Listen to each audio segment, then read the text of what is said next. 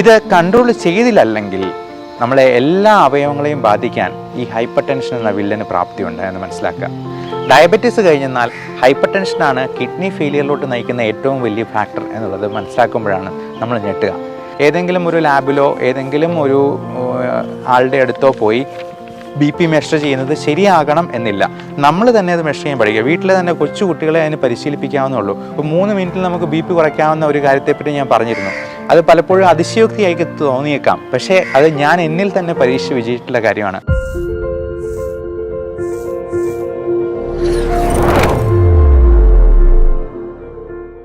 BPയേക്കാൾ ആളുകൾക്ക് പേടി BPയുടെ മരുന്നുകളെയാണ് എന്ന് ചിലപ്പോൾ എനിക്ക് തോന്നാറുണ്ട്.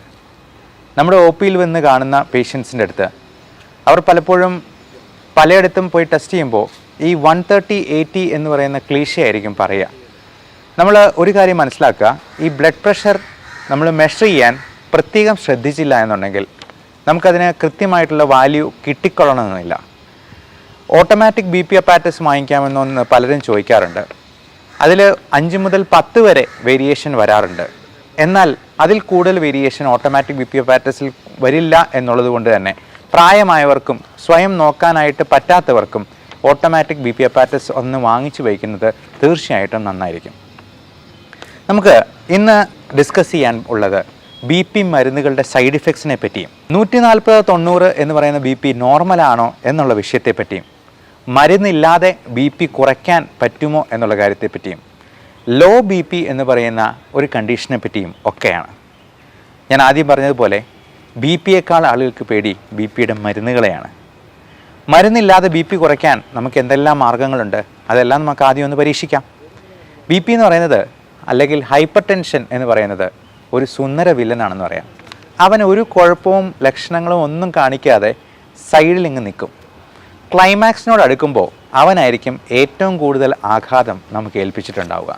അതുകൊണ്ട് ഈ സുന്ദര വില്ലനെ നമുക്ക് ആദ്യമേ തന്നെ തിരിച്ചറിഞ്ഞ് അവനെ ഒന്ന് കൺട്രോൾ ചെയ്തേ മതിയാവും. BPയുടെ നോർമൽ വാല്യൂ എത്രയാണ് എന്ന് പലർക്കും സംശയമുണ്ട്. അത് നമ്മൾ പലപ്പോഴും പറയാം blood pressure measured in right arm supine position എന്നാണ്. അതായത് കിടക്കുമ്പോൾ ഒരു ബ്ലഡ് പ്രഷറുണ്ട്, ഇരിക്കുമ്പോൾ വേറൊന്നുണ്ട്, നിൽക്കുമ്പോൾ വേറൊന്നുണ്ട്. ഏറ്റവും നല്ലത് വലത് കൈയിൽ നമ്മൾ കഫ് കെട്ടി കിടന്നിട്ട് നോക്കുന്ന ബ്ലഡ് പ്രഷർ തന്നെയാണ്. അത് 120/80 തന്നെയാണ് എൻ്റെ നോർമൽ വാല്യൂ. അതായത് ഹൃദയം സ്പന്ദിക്കുമ്പോൾ അല്ലെങ്കിൽ കൺട്രാക്ട് ചെയ്യുമ്പോഴുള്ള 120 millimeters ഓഫ് മെർക്കുറി, റിലാക്സ് ചെയ്യുമ്പോഴുള്ള 80 millimeters ഓഫ് മെർക്കുറി. അത് 130/80യിലും കൂടുതലാണെങ്കിൽ അത് അല്പം ബോർഡർ ലൈനിലാണെന്ന് പറയാം. 140/90യിലും കൂടുതലാണെന്നുണ്ടെങ്കിൽ അത് 1-2 ആഴ്ച വിട്ട് 2-3 പ്രാവശ്യം നോക്കി അപ്പോഴെല്ലാം ഇതിൽ കൂടുതലാണെന്നുണ്ടെങ്കിൽ നിങ്ങൾക്ക് ഹൈപ്പർ ടെൻഷൻ ഉണ്ട്. ചിലപ്പോൾ മരുന്ന് കഴിക്കേണ്ടതായിട്ട് വരും, ലൈഫ് സ്റ്റൈൽ മോഡിഫിക്കേഷനിൽ BP നോർമൽ ആയില്ലെങ്കിൽ. ഇത് കൺട്രോൾ ചെയ്തില്ലെങ്കിൽ നമ്മളെ എല്ലാ അവയവങ്ങളെയും ബാധിക്കാൻ ഈ ഹൈപ്പർ ടെൻഷൻ എന്ന വില്ലന് പ്രാപ്തിയുണ്ട് എന്ന് മനസ്സിലാക്കുക.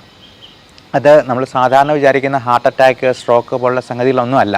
ഡയബറ്റീസ് കഴിഞ്ഞെന്നാൽ ഹൈപ്പർ ടെൻഷനാണ് കിഡ്നി ഫെയിലിയറിലോട്ട് നയിക്കുന്ന ഏറ്റവും വലിയ ഫാക്ടർ എന്നുള്ളത് മനസ്സിലാക്കുമ്പോഴാണ് നമ്മൾ ഞെട്ടുക. ഹൈപ്പർ ടെൻസീവ് നെഫ്രോപ്പതി എന്ന് പറയാം. അതുപോലെ കണ്ണിൻ്റെ കാഴ്ച മുഴുവനായിട്ടും കവർന്നെടുക്കുന്ന ഹൈപ്പർ ടെൻസീവ് റെറ്റിനോപ്പതി ഉണ്ട്. ഇങ്ങനെയുള്ള പ്രശ്നങ്ങളൊക്കെ വന്നു കഴിഞ്ഞ് നമ്മൾ എന്ത് ചെയ്തെന്നാൽ പോലും പഴയ രോഗാവസ്ഥ മാറി ആരോഗ്യത്തിലേക്ക് വരാനായിട്ട് നമുക്ക് പറ്റാതെ വരും. കാരണം ഈ ഹൈപ്പർ ടെൻഷൻ ഡയറക്റ്റായിട്ടും അല്ലെങ്കിൽ ഇൻഡയറക്റ്റായിട്ടും പ്രത്യക്ഷത്തിലും പരോക്ഷത്തിലും ഓൾമോസ്റ്റ് എല്ലാ അവയവങ്ങളെയും തന്നെ ബാധിക്കും എന്നുള്ളത് കൊണ്ടാണത്. ഈ normal value of blood pressure American heart അസോസിയേഷൻ്റെ ലേറ്റസ്റ്റ് സ്റ്റഡീസ് പ്രകാരം അല്ലെങ്കിൽ അവരുടെ മാനദണ്ഡങ്ങൾ പ്രകാരമാണ് നമ്മളിങ്ങനെ പറയുന്നത്. ഇന്ത്യക്കാർക്ക് ഈ പറയുന്ന 120/80 എന്ന് പറയുന്നത് ഏകദേശം അടുത്ത് തന്നെയായിരിക്കും. ഏഷ്യക്കാർക്കും ഒക്കെ കൊക്കേഷ്യൻസ് എന്ന് പറയുന്ന നമ്മുടെ വിഭാഗത്തിൽപ്പെടുന്ന ആളുകൾക്കെല്ലാം ഈ മാനദണ്ഡം തന്നെയാണ് പ്രാവർത്തികമാക്കാവുന്നത്. പ്രായമാകുമ്പോൾ പ്രത്യേകിച്ചും BP കൂടാനുള്ള സാധ്യത കൂടുകയാണ്. നമ്മൾ എത്രയധികം ശ്രദ്ധിച്ചെന്നാൽ പോലും നമ്മുടെ ബ്ലഡ് വെസൽസിൻ്റെ സ്റ്റിഫ്നെസ് പലപ്പോഴും പ്രായമാകുമ്പോഴത്തേക്കും കൂടി വരും. അതുകൊണ്ട് തന്നെ ഈ ബ്ലഡ് ഫ്ലോ ചെയ്യാനായിട്ടുള്ള റെസിസ്റ്റൻസ് കൂടുകയും ചെയ്യും. നമ്മൾ ബ്ലഡ് പ്രഷർ മെഷർ ചെയ്യുന്നത് തന്നെ നമ്മളിപ്പോൾ ഒരു ഓസിലൂടെ വെള്ളം പോകുമ്പോഴത്തേക്കും നമ്മളതിനെ ഒന്ന് ചുരുക്കി പിടിച്ച് കഴിഞ്ഞിട്ടുണ്ടെങ്കിൽ അതൊരു ഘട്ടത്തിൽ ഇച്ചിരി ഫുള്ളായിട്ട് സ്റ്റോപ്പ് ചെയ്യും. നമ്മൾ പതുക്കെ അങ്ങ് അയച്ചു കൊടുക്കുകയാണെങ്കിൽ ഒരു പ്രഷറിൽ അത് ശബ്ദമുണ്ടാക്കിക്കൊണ്ട് പോകും. ഇതുപോലെ തന്നെയാണ് നമ്മൾ ബ്ലഡ് പ്രഷർ മെഷർ ചെയ്യുന്നത്. നമ്മൾ ബ്ലഡ് വെസലിനെ ഫുള്ളായിട്ട് അങ്ങ് ഒക്ലൂഡ് ചെയ്യും, ആദ്യം കഫ് വീർപ്പിച്ച്. അത് കഴിഞ്ഞിട്ട് പതുക്കെ അയച്ചു കൊടുക്കുമ്പോൾ ഒരു പ്രത്യേക പ്രഷറിൽ ഇത് ശബ്ദം ഉണ്ടാക്കിക്കൊണ്ട് ബ്ലഡ് പോകുമ്പോഴത്തേക്കും നമുക്ക് ആ ശബ്ദം സ്റ്റെത്തിൽ കേൾക്കാൻ പറ്റും. അതിനെ നമ്മൾ സിസ്റ്റോളിക് എന്നും. ഇത് മുഴുവനായിട്ട് അങ്ങ് അയച്ചു കൊടുക്കുമ്പോഴേക്കും ഇതിലൂടെയുള്ള ബ്ലഡ് ഫ്ലോ അല്ലെങ്കിൽ ഫ്ലൂയിഡിൻ്റെ ഫ്ലോ ഒട്ടും ടർബുലൻസ് ഇല്ലാതെ സ്മൂത്തായിട്ട് പോവുകയും ആ ഘട്ടത്തിൽ ഈ ശബ്ദം ഇല്ലാണ്ടാവുകയും ചെയ്യും. അതിനെ നമ്മൾ ഡയസ്റ്റോളിക് എന്നും കണക്കാക്കും. ഇത് സ്റ്റീഫൻ ഹെയിൽസ് എന്ന് പറയുന്ന ഒരു ശാസ്ത്രജ്ഞൻ പണ്ട് ഒരുപാട് കാലങ്ങൾക്ക് മുമ്പ് ഒരു കുതിരയിലാണ് ആദ്യമായിട്ട് ഇങ്ങനെ മെഷർ ചെയ്യാം, നിർണ്ണയിക്കാം എന്ന് കണ്ടുപിടിച്ചത് തന്നെ. വളരെ വിപ്ലവകരമായിട്ടുള്ളൊരു കണ്ടുപിടുത്തമായിരുന്നു. അപ്പോൾ അതിൻ്റെ സാങ്കേതികതയും മെക്കാനിസവും നമ്മളൊന്ന് മനസ്സിലാക്കിയിരിക്കുന്നത് നമുക്കിത് മറന്നു പോകാതിരിക്കാൻ സഹായിക്കും.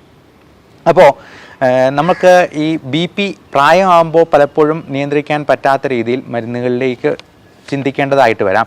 എന്നാൽ ചെറുപ്പക്കാർക്ക് അവർക്കൊരു ചലഞ്ചായിട്ട് ഈ BP ഒന്ന് നോർമലായിട്ട് മെയിൻറ്റെയിൻ ചെയ്യാൻ ലൈഫ് സ്റ്റൈൽ മോഡിഫിക്കേഷനിൽ തന്നെ അങ്ങ് കൊണ്ടുപോകാനായിട്ട് ഒരു ചലഞ്ച് ഏറ്റെടുക്കാവുന്നത് തന്നെയുള്ളൂ. അപ്പോൾ ഈ സ്റ്റേജ് 2 എന്ന് പറയുന്നത് ഈ 130/80 മറികടന്ന് 140/90 എബോവ് ആയിട്ട്, അത് 140-ഓ 90-ഓ ഏതെങ്കിലും എബോവ് വന്നു കഴിഞ്ഞിട്ടുണ്ടെങ്കിൽ നമുക്ക് ഹൈപ്പർ ടെൻഷൻ്റെ തുടക്കമുണ്ട് എന്നുള്ളത് തന്നെയാണ് മനസ്സിലാക്കേണ്ടത്. അപ്പോൾ ഈ BP മെഷർ ചെയ്യാൻ പഠിക്കുക എന്നുള്ളതാണ് ഹൈപ്പർ ടെൻഷനുള്ള ഏതൊരു വ്യക്തിയും പ്രത്യേകമായിട്ട് മനസ്സിലാക്കേണ്ടത്. നമ്മൾ ഏതെങ്കിലും ഒരു ലാബിലോ ഏതെങ്കിലും ഒരു ആളുടെ അടുത്തോ പോയി BP മെഷർ ചെയ്യുന്നത് ശരിയാകണം എന്നില്ല. നമ്മൾ തന്നെ അത് മെഷർ ചെയ്യാൻ പഠിക്കുക. വീട്ടിൽ തന്നെ കൊച്ചു കുട്ടികളെ അതിന് പരിശീലിപ്പിക്കാവുന്നുള്ളൂ. ഒരു സെറ്റും BP അപ്പാരറ്റസിനും വലിയ പൈസയൊന്നും ആവത്തില്ല. അത് നമ്മൾ വാങ്ങിച്ച് വെച്ച് ദിവസം 3 പ്രാവശ്യം, അത് ഭക്ഷണത്തിന് മുൻപ് നോക്കാം, ഭക്ഷണം കഴിഞ്ഞിട്ട് നോക്കാം, എക്സസൈസിന് മുമ്പ് നോക്കാം, അത് കഴിഞ്ഞിട്ട് നോക്കാം, ഉറങ്ങുന്നതിന് മുമ്പ് നോക്കാം, ഉറങ്ങാൻ കഴിഞ്ഞിട്ടും നോക്കാം. അപ്പോൾ അങ്ങനെ നോക്കി മെഷർ ചെയ്ത് എഴുതി വെച്ചെന്നാൽ, ഒരു ഡയറിയിൽ കുറിച്ച് വെച്ചെന്നാൽ തന്നെ നമുക്ക് അത് എപ്പോഴാണ് കൂടുന്നത് കുറയുന്നത് അതിനെ കൺട്രോൾ ചെയ്യാൻ എന്ത് ചെയ്യാം എന്ന് പറയാം. അപ്പോൾ അതിന് തന്നെ ഇപ്പോൾ 3 മിനിറ്റിൽ നമുക്ക് BP കുറയ്ക്കാവുന്ന ഒരു കാര്യത്തെപ്പറ്റി ഞാൻ പറഞ്ഞിരുന്നു. അത് പലപ്പോഴും അതിശയോക്തിയായി തോന്നിയേക്കാം, പക്ഷേ അത് ഞാൻ എന്നിൽ തന്നെ പരീക്ഷ വിജയിച്ചിട്ടുള്ള കാര്യമാണ്. HIIT, high intensity interval training. നമ്മൾ 3 മിനിറ്റ് നേരത്തേക്കല്ല, 1 മിനിറ്റ് നേരത്തേക്കാണെങ്കിലും ഹൈ ഇൻറ്റൻസിറ്റിയിൽ ഒന്ന് വർക്കൗട്ട് ചെയ്തിട്ട്, അതായത് ഒരല്പം ഇൻ്റർവൽ കൊടുത്താണെങ്കിലും 1, 2, 3 മിനിറ്റ് അങ്ങനെ ഹൈ ഇൻറ്റൻസിറ്റിയിൽ വർക്കൗട്ട്. അത് നല്ലൊരു ജോഗിങ് ആയിരിക്കാം, നല്ല സ്പീഡിൽ സ്പ്രിൻറ്റിങ് എന്ന് പറഞ്ഞ പോലെ നല്ലൊരു ഓട്ടമായിരിക്കാം, അല്ലെങ്കിൽ ഒരു 100 പ്രാവശ്യം ചാടുന്നതായിരിക്കാം, അല്ലെങ്കിൽ സിറ്റപ്സോ പുഷപ്സോ ഒരു 50 പ്രാവശ്യം ചെയ്യുന്നതായിരിക്കാം. അപ്പോൾ നല്ല ഹാർട്ട് റേറ്റ് ഇൻക്രീസ് ചെയ്യുന്ന രീതിയിൽ HIIT ചെയ്തതിന് ശേഷം ഒരു 5 മിനിറ്റ് കഴിഞ്ഞ് നമ്മൾ BP നോക്കിക്കഴിഞ്ഞാൽ അത് നോർമലായിട്ട് കാണാം. അല്ലെങ്കിൽ അറ്റ്ലീസ്റ്റ് ഒരു 20 മില്ലിമീറ്റേഴ്സ് മെർക്കുറി എങ്കിലും കുറഞ്ഞിരിക്കുന്നത് കാണാം. നിങ്ങൾക്ക് വീട്ടിൽ തന്നെ ഹോംവർക്കായിട്ട് ഇതൊന്ന് ചെയ്ത് നോക്കിക്കോളൂ. തീർച്ചയായിട്ടും BPയും ഷുഗറും അതിനനുസരിച്ച് കുറഞ്ഞിരിക്കുന്നത് നിങ്ങൾക്ക് തന്നെ നോക്കി കണ്ടെത്താവുന്നതാണ്. അപ്പോൾ BPയുടെ മരുന്നുകളിലേക്ക് നമുക്ക് വരാം. അപ്പോൾ പലപ്പോഴും നമ്മൾ ഇതിൻ്റെ ടൈമിംഗ് ഒക്കെ വളരെ ശ്രദ്ധിക്കേണ്ടതുണ്ട്. പലപ്പോഴും ഈ ഡയൂറിറ്റിക്സ് പോലുള്ള മരുന്നുകൾ രാത്രിയിലൊക്കെ കഴിച്ചെന്നാൽ നമുക്ക് രാത്രിയിൽ ഇടയ്ക്കിടയ്ക്കെല്ലാം മൂത്രം ഒഴിക്കാൻ തോന്നും. കാരണം ഈ ബ്ലഡിൻ്റെ വോളിയം കുറയ്ക്കാനായിട്ട് മൂത്രമായിട്ട് കൂടുതൽ ബ്ലഡ് വോളിയം അങ്ങ് പോകുന്ന രീതിയിലാണ് ഡയൂറിറ്റിക്സിൻ്റെ ആക്ഷൻ. അപ്പോൾ അങ്ങനെയുള്ളതൊക്കെ ഡോക്ടറോട് ചോദിച്ചിട്ട് ഡോക്ടറുടെ നിർദ്ദേശപ്രകാരം കൃത്യസമയത്ത് തന്നെ മൊബൈലിൽ അലാം വെച്ച് കഴിക്കാനായിട്ട് ശ്രദ്ധിക്കുക. നമ്മൾ പലപ്പോഴും അത് മറന്നു പോകും. അപ്പോൾ മൊബൈലിൽ നമുക്ക് ഇത്ര 3 നേരം വേണമെങ്കിലും അലാം സെറ്റ് ചെയ്യാവുന്നതാണ്. അടിക്കുമ്പോഴത്തേക്കും തന്നെ വേഗം പോയി മരുന്ന് കഴിക്കുക. ഇതിൽ ഉപയോഗിക്കുന്ന മരുന്നുകൾ പലപ്പോഴും ഏറ്റവും കോമൺ ആയിട്ട് ഉപയോഗിക്കുന്നതാണ് കാൽഷ്യം ചാനൽ ബ്ലോക്കേഴ്സ്, CCBs. നമ്മൾ കഴിക്കുന്ന അമലോഡിപ്പിൻ, സെൽനിഡിപ്പിൻ, നിഫിഡിപ്പിൻ, അല്ലെങ്കിൽ വെറാപ്പമിൽ, ഡിൽറ്റിയാസം തുടങ്ങിയ ഡിൽസം എന്നൊക്കെ പറയുന്ന മരുന്നുകളെല്ലാം ഈ ഗ്രൂപ്പിൽ പെടുന്ന കാൽഷ്യം ചാനൽ ബ്ലോക്കേഴ്സാണ്. അതിൻ്റെ ആക്ഷൻ എന്തെന്ന് വെച്ചാൽ നമ്മുടെ കാർഡിയാക് സ്മൂത്ത് മസിൽസിന് കൂടുതലായിട്ട് കാൽഷ്യം ചെല്ലുമ്പോഴത്തേക്കും മസിൽസ് ഭയങ്കര സ്പീഡിലും നല്ല പ്രഷറിലും കൺട്രാക്ട് ചെയ്യും. അങ്ങനെ കൺട്രാക്ട് ചെയ്യാൻ നോക്കാതെ അവന്മാരെ ഡയലേറ്റ് ചെയ്ത് ഒന്ന് റിലാക്സ്ഡ് ആക്കി കൊണ്ടുപോകുന്നതാണ് ഈ CCBസിൻ്റെ ആക്ഷൻ. അതുപോലെ കാലിൽ നീരോ പ്രശ്നങ്ങളോ ഒക്കെ ഉണ്ടെന്നുണ്ടെങ്കിൽ നമ്മൾ കൂടുതലും ഡയൂററ്റിക്സും ആ കൂടെ കൊടുക്കാറുണ്ട്. അത് ഹൈഡ്രോക്ലോറോതയാസിഡ് പോലുള്ള CTZ പോലുള്ള മരുന്നുകളുണ്ട്, അല്ലെങ്കിൽ ഫ്രൂസിമൈഡ്, ലാസിക്സ്, അൽഡാക്ടോൺ, സ്പെർനോലോക്ടോൺ എന്നിങ്ങനെ പലതരത്തിലുള്ള ഡയൂററ്റിക്സ് ഉണ്ട്. അതിൽ തന്നെ തയാസൈഡ് ഡയൂററ്റിക്സ് ഉണ്ട്, ലൂപ്പ് ഡയൂററ്റിക്സ് ഉണ്ട്. അപ്പോൾ ഇതെല്ലാം നിങ്ങളുടെ ഡോക്ടർ നിങ്ങളുടെ പല വിധത്തിലുള്ള കാര്യങ്ങൾ നോക്കി പല മാനദണ്ഡങ്ങൾ ഉപയോഗിച്ച് മാത്രമായിരിക്കും ഒരു മരുന്ന് ചൂസ് ചെയ്യുക. ഇനി എന്തെങ്കിലും തരത്തിലുള്ള ഡ്രഗ് റിയാക്ഷൻസ് ഉണ്ടെങ്കിൽ, ഇപ്പോൾ റാഷസ് ആയിട്ടോ അല്ലെങ്കിൽ ചിലപ്പോൾ നെഞ്ചിടിപ്പോ ഗ്യാസ്ട്രോ ഇൻറ്റസ്റ്റിനൽ ആയിട്ടുള്ള പ്രോബ്ലംസോ ഒക്കെ ഉണ്ടോ എന്നുള്ളത് നോക്കി അതിനനുസരിച്ച് അതിൽ മാറ്റം വരുത്താനും ശ്രദ്ധിക്കുക. നമുക്ക് ഡ്രഗ് റിയാക്ഷൻ ഉണ്ടോ അല്ലെങ്കിൽ ഡ്രഗ് അലർജി ഉണ്ടോ എന്ന് നോക്കാനുള്ള സ്കിൻ പ്രിക്ക് ടെസ്റ്റും ഇപ്പോൾ അവൈലബിൾ ആയിട്ടുണ്ട്. നമ്മുടെ നാട്ടിലൊന്നും പണ്ടില്ലായിരുന്നു. അത് എന്തിനോടാണ് അലർജി എന്നുള്ളത് നമുക്ക് 72 അലർജൻസിൻ്റെ ഒരു പാനൽ വെച്ച് കൃത്യമായിട്ട് നിർണ്ണയിക്കാവുന്നതാണ്.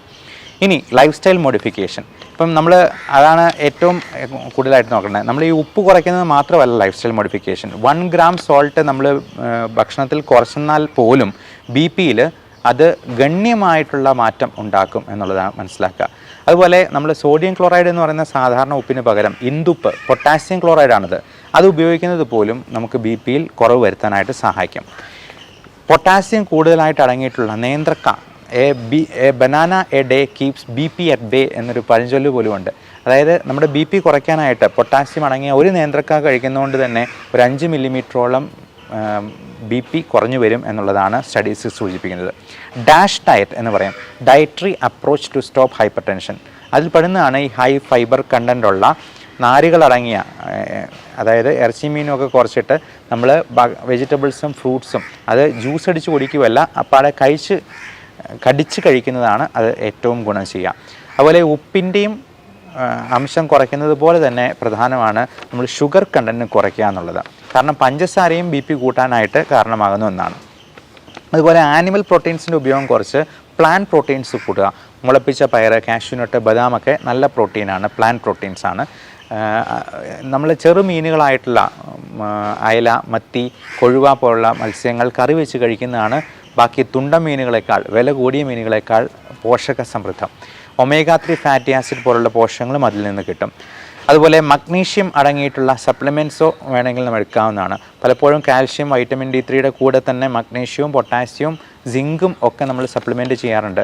ഇതെല്ലാം BP കുറച്ച് നിർത്താനും നോർമലാക്കാനും നമ്മളെ സഹായിക്കുന്ന സപ്ലിമെൻറ്റ്സ് തന്നെയാണ്. ബോഡി വെയ്റ്റ് നമ്മൾ എത്ര കണ്ട് കുറയ്ക്കുന്നോ അത്ര കണ്ട് നമ്മുടെ ബോഡിയുടെ റെസിസ്റ്റൻസ് കുറയ്ക്കാൻ പറ്റും. കാരണം നമ്മുടെ സർഫസ് ഏരിയ കൂടുന്നതിനനുസരിച്ച് ഹൃദയം കൂടുതൽ പ്രഷറിൽ പമ്പ് ചെയ്തിരുന്നാലേ എല്ലാ കോശങ്ങൾക്കും ആവശ്യത്തിനുള്ള ന്യൂട്രിയൻസും ഓക്സിജനും കിട്ടൂ എന്നുള്ള സ്ഥിതി വരും. അതുകൊണ്ട് തന്നെ ബോഡി വെയ്റ്റ് കൂടുന്നതിനനുസരിച്ച് നമ്മളെ ബ്ലഡ് വെസലിലെ റെസിസ്റ്റൻസ് കൂടുകയാണ് ചെയ്യുന്നത്. അപ്പോൾ 15 കിലോഗ്രാം വെയിറ്റ് കുറച്ചെന്നാൽ 15 മില്ലിമീറ്റർ മെർക്കുറി BP ഒന്നും ചെയ്യാതെ, ഒരു മരുന്നും കഴിക്കാതെ തന്നെ കുറഞ്ഞു വരും എന്നുള്ളത് മനസ്സിലാക്കുക. എക്സസൈസിൻ്റെ കാര്യം നമുക്കറിയാം. 150 മിനിറ്റ് നേരത്തേക്ക് ഒരാഴ്ച നമ്മൾ എക്സസൈസ് കൊടുക്കണം. അത് 5 ദിവസം നമുക്ക് 30 മിനിറ്റ് വേണമെങ്കിൽ എക്സസൈസ് കൊടുക്കാം. അത് മോഡറേറ്റ് ലെവലിലുള്ള എക്സസൈസ് കൊടുത്താൽ മതി. ഇനി HIIT ആണെങ്കിൽ വെറും 5 മിനിറ്റ് മാത്രം ചെയ്തെന്നാൽ പോലും അതിൻ്റെ വ്യക്തമായ പ്രതിഫലനം നമ്മുടെ ഹൈപ്പർ ടെൻഷനിലും കുറവുണ്ടാക്കി തരും എന്നുള്ളത് മനസ്സിലാക്കുക. ഏറ്റവും പ്രധാനം ദുശീലങ്ങളായിട്ടുള്ള സ്മോക്കിങ്ങും ആൽക്കഹോളും ഉപേക്ഷിക്കുക എന്നുള്ളതാണ്. അതുകൊണ്ട് തന്നെ BP ഒരു 10 മില്ലിമീറ്റർ എങ്കിലും കുറഞ്ഞു വരും എന്നുള്ളത് മനസ്സിലാക്കുക. നമ്മൾ 100 മില്ലി ആൽക്കഹോൾ അടിക്കുമ്പോൾ തന്നെ അത്രയും കാലറി ഉള്ളിലോട്ട് കയറ്റുകയാണ് ചെയ്യുന്നത്. ഇത് ഫെർമെൻറ്റഡ് ആയിട്ടുള്ള പ്രോഡക്റ്റാണ്. നമുക്കറിയാം, ശർക്കരയൊക്കെ ഇട്ട് വാറ്റുന്ന ചാരായത്തിൽ എന്തുമാത്രം മധുരവും ഈസ്റ്റും ഒക്കെ അടങ്ങിയിട്ടുണ്ടെന്നുള്ളത്. അപ്പോൾ അത്രയും കാലറി ഉള്ളിലോട്ട് ചെല്ലുമ്പോഴത്തേക്കും നമ്മുടെ ഉറക്കം പോലും അത് മോശമാകാനുള്ള സാധ്യതയുണ്ട്. കാരണം നമ്മൾ ആൽക്കഹോൾ കഴിക്കുമ്പോഴത്തേക്കും നമ്മുടെ ബ്രെയിനിനെ മന്ദീഭവിപ്പിച്ച് ഒരു അബോധാവസ്ഥയിലേക്ക് തള്ളിവിടുകയാണ് പലപ്പോഴും സംഭവിക്കുക. അതുപോലെ മിഡ് ഡേ സ്ലീപ്പ് ഒരു 30 മിനിറ്റ്, അതിൽ കൂടുതലാവണ്ട, ഒരു പവർ നാപ്പ് എന്ന് പറയുന്ന ഒരു 15 മുതൽ 30 മിനിറ്റ് വരെയുള്ള ചെറു മയക്കം തീർച്ചയായിട്ടും നമ്മുടെ BP കുറയാനായിട്ട് സഹായിക്കും എന്നുള്ളത് മനസ്സിലാക്കുക. നമ്മൾ മെലിഞ്ഞിരിക്കും തോറും ആണ് ഈ ലോ BPക്കുള്ള സാധ്യത കൂടുതലാവുന്നത്. ഈ ലോ BP എന്ന് പറയുന്നത് അങ്ങനെ തന്നെ ഒരു അസുഖമൊന്നുമല്ല. പക്ഷേ ഒത്തിരി BP ലോ ആയി പോകാതെ നമ്മൾ ഇടയ്ക്കിടയ്ക്കെല്ലാം ഫ്ലൂയിഡ് സപ്ലിമെൻറ്റ് ചെയ്യുക, നല്ലപോലെ വെള്ളം കുടിക്കുക, ഉപ്പിട്ട് കഞ്ഞിവെള്ളം, ഉപ്പിട്ട് നാരങ്ങ വെള്ളം കുടിക്കുക. ഇനി അതല്ലാന്നുണ്ടെങ്കിൽ അതിന് വേണ്ട സപ്ലിമെൻറ്റ്സ് നമ്മൾ പുറമേന്ന് എടുക്കുക എന്നുള്ളതാണ് മെയിനായിട്ടും ചെയ്യേണ്ടത്. ഈ ലോ BPയുടെ സിംറ്റമായിട്ട് വരുന്നതാണ് പാൽപിറ്റേഷൻ. അതായത് ഹൃദയം കൂടുതൽ റേറ്റിൽ പമ്പ് ചെയ്യാൻ നോക്കും. BPO കുറവാണ്, പ്രഷർ കുറവാണ്, എന്നാൽ കൂടുതൽ റേറ്റിൽ പമ്പ് ചെയ്തെങ്കിലും എല്ലായിടത്തേക്കും ബ്ലഡ് എത്തിക്കാനായിട്ട് നോക്കുന്നതിൻ്റെ ഭാഗമായിട്ട് നെഞ്ചിടിപ്പുണ്ടാകാം. എന്തുകൊണ്ടാണ് ഈ BP കുറഞ്ഞു പോകുന്നതെന്നുള്ളത് നമ്മൾ മനസ്സിലാക്കണം. പലപ്പോഴും പലതരത്തിലുള്ള ബ്ലീഡിങ്, ഹെമറേജ്, ആന്തരികാവയവങ്ങളിൽ തലച്ചോറിലോ വയറിലോ ഒക്കെ ബ്ലീഡിങ് ഉണ്ടെങ്കിൽ BP കുറഞ്ഞു പോകാം. ഷോക്ക്, ഇൻഫെക്ഷൻസ്, ഇപ്പം നമ്മൾ പല സർജറിക്കിടയിലും ഈ പറഞ്ഞ പോലെ BP കുറഞ്ഞു പോകാനൊരു കാരണമാണ് ഈ ഹെമറേജ്. അതുപോലെ ഷോക്ക് എന്ന് പറയുന്നത് നമ്മൾ ഇലക്ട്രിക് കറണ്ട് അടിച്ചിട്ടുള്ള ഷോക്കല്ല, ഇൻഫെക്ഷൻസ് കൂടിക്കൊണ്ടുള്ള സെപ്റ്റിക് ഷോക്കിനെയാണ് നമ്മൾ ഉദ്ദേശിക്കുന്നത്. അതുപോലെ ഭയങ്കര സിവിയറായിട്ട് എക്സസൈസ് ചെയ്ത് എക്സോസ്റ്റഡ് ആകുമ്പോൾ എക്സോഷൻ തന്നെ നമുക്ക് BP കുറയ്ക്കാനായിട്ടുള്ള സാധ്യതയുണ്ട്. അപ്പോൾ ആ സമയങ്ങളിലെല്ലാം നമ്മൾ കൃത്യമായ ഇടവേളകളിൽ വെള്ളം കുടിക്കുക, ആവശ്യമെങ്കിൽ സോൾട്ടഡ് ആയിട്ടുള്ള ഫ്ലൂയിഡ്സ് വേണമെങ്കിൽ കുടിച്ച് BP കുറഞ്ഞു പോകാതെ നോക്കണം എന്നുള്ളത് പ്രത്യേകം. പ്രത്യേകിച്ചും മാരത്തോൺ ഓടുന്നവർ, അല്ലെങ്കിൽ ഒത്തിരി നേരം വയലത്ത് വെയിലേറ്റ് ജോലി ചെയ്യുന്നവർ, കൃഷിപ്പണിക്കാർ ഒക്കെ ഈ കാര്യം പ്രത്യേകം ഓർക്കേണ്ടതാണ്. മെലിഞ്ഞിരിക്കും തോറും നമ്മുടെ BP കുറഞ്ഞു പോകാൻ സാധ്യതയുണ്ട് എന്നുള്ളത് നമ്മൾ നേരത്തെ തന്നെ പറഞ്ഞു കഴിഞ്ഞതാണ്. അപ്പോൾ ഇതിൻ്റെ എല്ലാം കാരണം അറിഞ്ഞ് ട്രീറ്റ് ചെയ്യുക എന്നുള്ളതാണ്. ഇപ്പോൾ ലോ ബി പി ആണെങ്കിലും ഹൈ ബി പി ആണെങ്കിലും അതിൻ്റെ കാരണം എന്തുണ്ടെന്നുള്ളത് നോക്കി അതിൽ ലൈഫ് സ്റ്റൈൽ മോഡിഫിക്കേഷൻ വരുത്തി കൺട്രോൾ ആയില്ലെങ്കിൽ അതിന് വേണ്ട മരുന്നുകളും കൂടി എടുക്കണം. ഇപ്പോൾ കംപ്രഷൻ സ്റ്റോക്കിങ്സ് പോലുള്ള കാര്യങ്ങൾ പോലും ഈ പ്രഷർ മെയിൻറ്റെയിൻ ചെയ്യാനായിട്ട് നമ്മൾ ഉപയോഗിക്കാറുണ്ട്. പ്രത്യേകിച്ചും കാലിലേക്ക് വെരിക്കോസ് വെയിൻ ആണ് നമ്മൾ കംപ്രഷൻ സ്റ്റോക്കിങ് സാധാരണ കണ്ടിട്ടുള്ളത്. അത് വാൽവുകളുടെ പ്രവർത്തനം ശരിയാകാതെ വരുന്നതുകൊണ്ട് വീനസ് റിട്ടേൺ കുറഞ്ഞു പോകുന്നതുകൊണ്ടാണ്. അപ്പോൾ ഈ കംപ്രഷൻ സ്റ്റോക്കിങ്സ് നമ്മൾ ബ്ലഡ് വെസലിനെ ഇങ്ങനെ പ്രസ് ചെയ്ത് കഴിയുമ്പോഴത്തേക്കും ആ വീനസ് റിട്ടേൺ നോർമലാകും. വാൽവുകൾ നന്നായിട്ട് ഫങ്ഷൻ ചെയ്തില്ലെങ്കിൽ പോലും അത് കുറച്ചുകൂടി ഒന്ന് എഫക്റ്റീവായിട്ട് പമ്പ് ചെയ്യാനായിട്ട് സഹായിക്കും. ഇതേ കാര്യം തന്നെ നമ്മൾ ലോ ബി പിയിലും പ്രാവർത്തികമാക്കാറുണ്ട്. അപ്പോൾ ഇങ്ങനെ ലോ ബി പി ഉണ്ടാകാനുള്ള ഒരു സാധ്യത മറ്റ് മരുന്നുകൾ കഴിക്കുന്നവർക്കൊക്കെ ഈ പറഞ്ഞ ലോ ബി പി ഉണ്ടോ എന്നുള്ളത് നോക്കണം. നമ്മൾ ബി പിക്കുള്ള മരുന്ന് കഴിച്ചുകൊണ്ടിരിക്കുമ്പോൾ ഭക്ഷണമൊന്നും കഴിച്ചില്ല എന്നുണ്ടെങ്കിൽ നമ്മൾ ആവശ്യത്തിന് ഉള്ള പോഷണം അകത്ത് ചെന്നില്ലെന്നുണ്ടെങ്കിൽ ചിലപ്പോൾ ബി പി കുറഞ്ഞു പോകാൻ സാധ്യതയുണ്ട്. അതുകൊണ്ട് തന്നെ ഇന്ന് തന്നെ ഒരു ബി പി അപ്പാരറ്റസ് വാങ്ങിച്ച് നിങ്ങളുടെ ബി പി മെഷർ ചെയ്യാൻ സ്വയം പഠിക്കുക. ഇനി നമുക്ക് ഒരു തരത്തിലും പഠിക്കാൻ പറ്റിയില്ലെങ്കിൽ നമ്മുടെ കൊച്ചു കുട്ടികളെ വേണമെങ്കിൽ പരിശീലിപ്പിക്കാവുന്നതാണ്. അതല്ലെന്നുണ്ടെങ്കിൽ ഒരു ഓട്ടോമാറ്റിക് ബി പി അപ്പാരറ്റസ് വാങ്ങിച്ചാണെങ്കിലും നമ്മൾ ബ്ലഡ് പ്രഷർ മോണിറ്റർ ചെയ്ത് എഴുതി വയ്ക്കുക. കാരണം self monitoring of blood pressure and blood glucose അതാണ് ഈ വൈറ്റലായിട്ടുള്ള നമ്മുടെ ഇതിൻ്റെ കൺട്രോളിന് ഏറ്റവും ആവശ്യമായിട്ടുള്ള സംഗതി. രാത്രിയിലൊക്കെ മൂത്രം ഒഴിക്കാൻ വേണ്ടി എണീറ്റ് പോകുമ്പോഴത്തേക്കും നമ്മൾ എണീറ്റ് കട്ടിലയിൽ ഒരു 5 മിനിറ്റെങ്കിലും ഇരുന്ന് ഒന്ന് സ്റ്റഡി ആയതിനു ശേഷം മാത്രം എണീറ്റ് പോവുക. അല്ലെങ്കിൽ ഓർത്തോസ്റ്റാറ്റിക് ആയിട്ടുള്ള ഹൈപ്പോടെൻഷൻ, നമ്മൾ എണീറ്റ് നിൽക്കുമ്പോഴുള്ള പോസ്ട്രൽ ഹൈപ്പോടെൻഷൻ, അതിൻ്റെ ഭാഗമായിട്ടുള്ള സിങ്കോപ്പും ഒക്കെ ഈ കൂട്ടർക്ക് ഉണ്ടാകാൻ സാധ്യതയുണ്ട് എന്ന് പ്രത്യേകം ഓർമ്മിപ്പിക്കുന്നു. Thank you.